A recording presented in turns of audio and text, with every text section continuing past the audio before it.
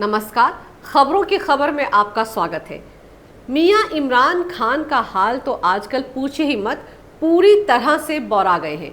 ना देश में चैन नसीब हो रहा है, ना विदेशों से ही कोई अच्छी खबर आ रही है। अमेरिका पैसे नहीं दे रहा है तो फ्रांस में अलग से फजीहत हो रही है। अब मियां नियाजी करें भी तो क्या करें, देश में तो पहले ही कोई उनकी सुनता नहीं। सड़कों पर देखें तो लोग बाग लाखों की तादाद में इकट्ठा होकर उनकी गद्दी छीनने की मुहिम छेड़े हुए हैं। टीवी लगाएं तो उनको हटाने की बड़ी बड़ी साजिशों पर लंबे चौड़े डिबेट हो रहे हैं। मुंह छिपाएं भी तो कहां जाकर छिपाएं, मन की भड़ास आखिर निकालें भी तो कहां। अभिव्यक्ति की आज़ादी का तो पाकिस्तान में वैसे ही हर रोज जुलूस निकला रहता है, तो सोचा चलो मन की भड़ास निकालने के लिए इस बार फ्रांस को ही टारगेट पर लेते हैं और बचा खुचा गुस्सा फेसबुक के जकरबर्ग पर निकाल देंगे। देश में बैठे उनकी गद्दी के दुश्मन कट्टरपंथियों को भी अच्छा मैसेज चला जाएगा और भले ही कोई सुने या ना सुने, पर अभिव्यक्ति की आज़ादी कुछ देर के लिए मियां नियाजी महसूस तो कर पाएंगे। वैसे भी बेचारे कहाँ देश में किसी से कुछ कह पाते हैं, तो बैठे बैठे थक गए थे, करना था कुछ काम, तो ट्विटर पर ही लगा दिया अपना पूरा ध्यान। जी हाँ, सुना है बड़े गुस्से में है इमरान खान आजकल। ना, जनरल बाजवा से नहीं, देश की राजनीति से भी नहीं, इस बार तो उनका गुस्सा भी विलायती रंग में रंगा हुआ है।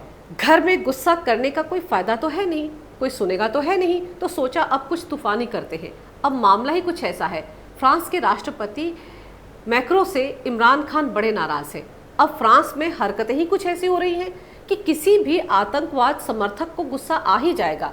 ऐसे में चाहकर भी इमरान खान खुद को शांत रख ही नहीं पा रहे थे। इस्लामिक कट्टरपंथ को कोई आतंकवाद कैसे बता सकता है? बस राष्ट्रपति मैक्रो की यही बात चुभ गई मियां नियाजी को, और इसी गुस्से की आग में घी का काम कर दिया उस एग्जीबिशन ने, जिसमें फ्रांस ने ऑसिटेन इलाके के 2 टाउन हॉल मॉन्टपेलियर और ट्रूज के बाहर पैगंबर मोहम्मद के कार्टूनों को 4 घंटे तक प्रदर्शित किया था। दरअसल उन्होंने सैमुअल पैटी नाम की जिस टीचर का सिर एक 18 साल के कट्टरपंथी छात्र ने कलम कर दिया था, उसकी याद में और अभिव्यक्ति की आज़ादी के नाम पर ये एग्जीबिशन लगाई थी। और यही सब कुछ इमरान को कतई रास नहीं आया। अब ये भी कोई बात होती है कि जिन कार्टून्स को लेकर शार्ली एब्दो के कर्मचारियों का इस्लामिक आतंकवादियों ने 2015 में नरसंहार किया था, कम से कम इस हिमाकत को करने से पहले राष्ट्रपति मैक्रो को वो सब कुछ याद तो कर लेना चाहिए था। अभिव्यक्ति की आज़ादी क्या होती है, ये सब कुछ तो अब मियां नियाजी को पता ही नहीं है। उनकी तो खुद की अभिव्यक्ति की आज़ादी तक खतरे में पड़ी हुई है। घर की तो छोड़िए, वो तो प्रधानमंत्री के नाते भी कहीं मुंह खोल ही नहीं पाते हैं। पूरे पाकिस्तान में उन पर पहरा लगा रहता है। ऐसे में अभिव्यक्ति की आज़ादी जैसे मुद्दे वैसे भी वो बेचारे समझ नहीं सकते। वैसे भी पूरी दुनिया में तो कट्टरपंथी सोच के चलते इस्लाम बदनाम हो ही रहा है, पर खुलकर किसी देश के राष्ट्रपति और वहाँ के लोगों ने कभी इसका विरोध इससे पहले नहीं किया था। अब आप ही बताइए कि ऐसा क्या हो गया है कि पूरा फ्रांस ही इस्लाम के पीछे पड़ गया है?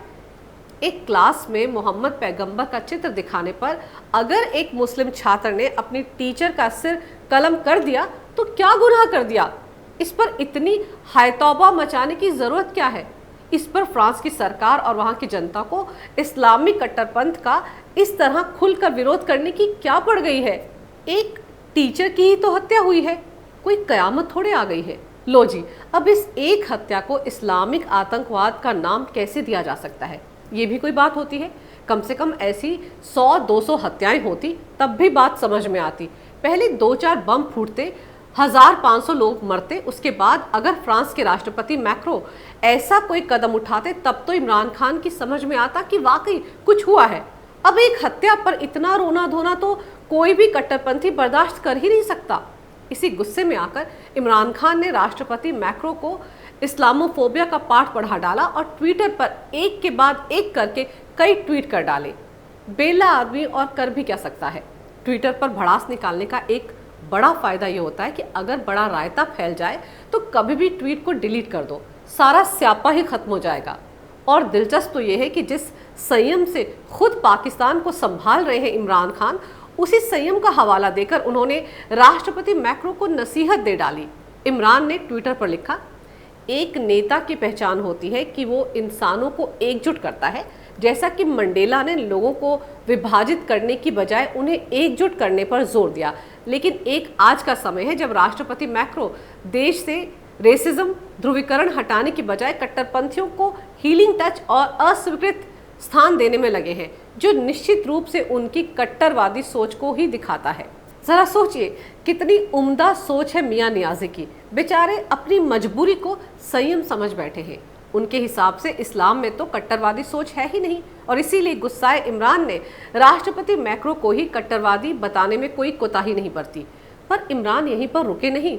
इमरान खान ने ट्वीट में ये भी लिखा, ये दुर्भाग्यपूर्ण है कि राष्ट्रपति मैक्रो ने हिंसा करने वाले आतंकवादियों की बजाय इस्लाम पर हमला करके इस्लामोफोबिया को प्रोत्साहित करने के लिए चुना, चाहे वो मुसलमान हो, श्वेत वर्चस्ववादी या नाजी विचारक।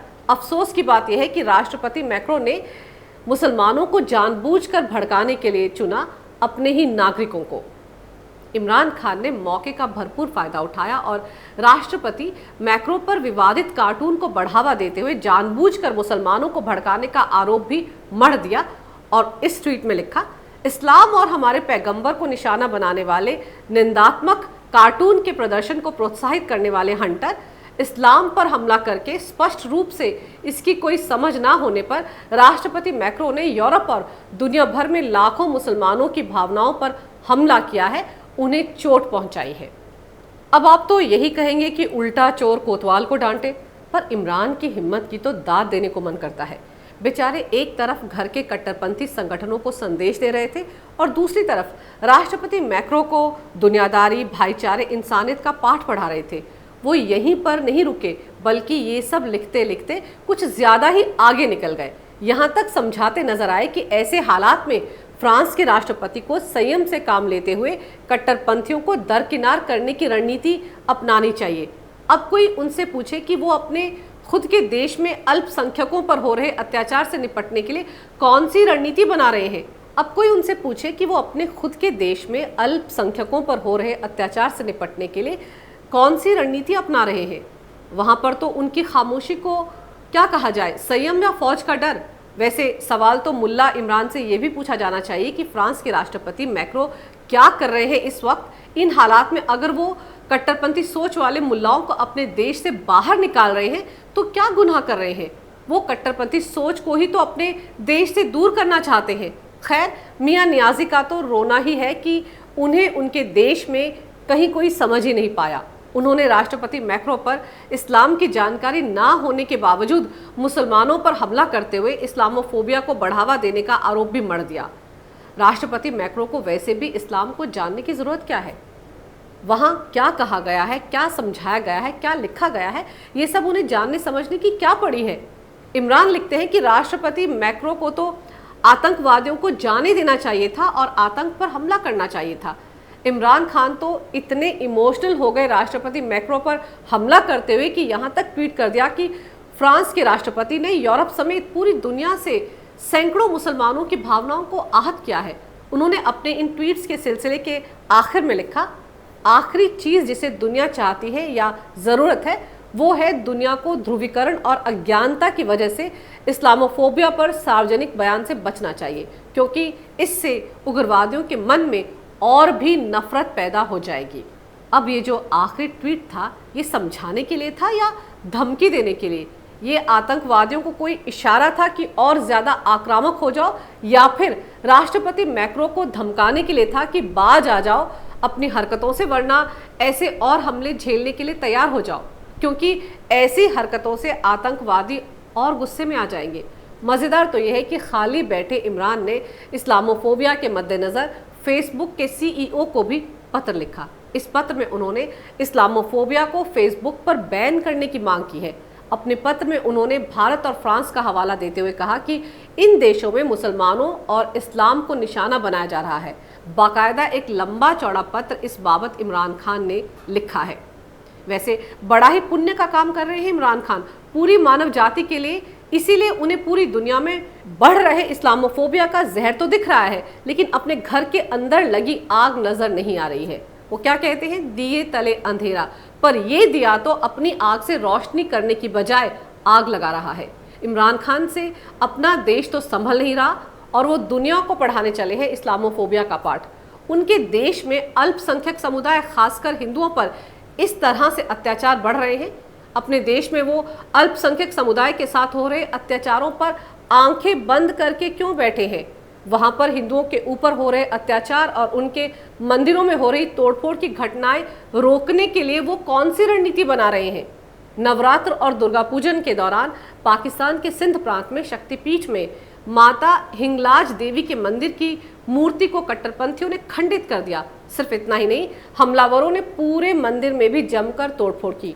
उनके खिलाफ इमरान सरकार ने अब तक क्या कार्रवाई की है? इस मसले पर मुंह क्यों नहीं खोलते इमरान खान? चलिए मुंह ना खोले, एक ट्वीट ही कर दे। ज्यादा बवाल हुआ तो डिलीट मार दीजिएगा। बड़ा दर्द हो रहा है ना अपनी कौम के लिए, तो करिए ना अपने देश में फैले आतंकवादी नेटवर्क का खात्मा और फिर यूएन में दीजिए इसका सबूत। यूएन में क्यों, अमेरिका को ही दे दीजिए सबूत। क्या इमरान खान बताएंगे दुनिया को कि आखिर अरबों डॉलर की सैन्य सहायता को अमेरिकी राष्ट्रपति डोनाल्ड ट्रंप ने क्यों रोक दिया है? उनका आरोप है कि पाकिस्तान आतंकवादियों को पनाह देता है, उन्हें पालता पोसता है और फिर पूरी दुनिया में उनका एक्सपोर्ट करता है। ये बात भारत पूरी दुनिया को पहले ही समझा चुका है। अब तो अमेरिका से अगर ये अरबों डॉलर की मदद ना मिली तब इमरान खान का क्या होगा? तो जनाब, आंखों पर लगी पट्टी हटाकर हकीकत को देखिए। दूसरों को सलाह या नसीहत देने से अच्छा है पहले आईना देख लिया कीजिए, सारी हकीकत आपकी आंखों के सामने आ जाएगी। अगर आपको मेरा ये वीडियो अच्छा लगे तो कृपया इसे लाइक करें, शेयर करें और हमारे चैनल को सब्सक्राइब जरूर करें। देखते रहिए कैपिटल टीवी। अगर आपको हमारा वीडियो पसंद आया हो तो इसे लाइक करें, हमारे चैनल को सब्सक्राइब करें और हाँ, बेल आइकन दबाना ना भूलें ताकि आप तक हमारे वीडियो की नोटिफिकेशन पहुंचती रहे। आप अपना सुझाव हमें कमेंट बॉक्स में दे सकते हैं। हमारे साथ जुड़ने के लिए शुक्रिया।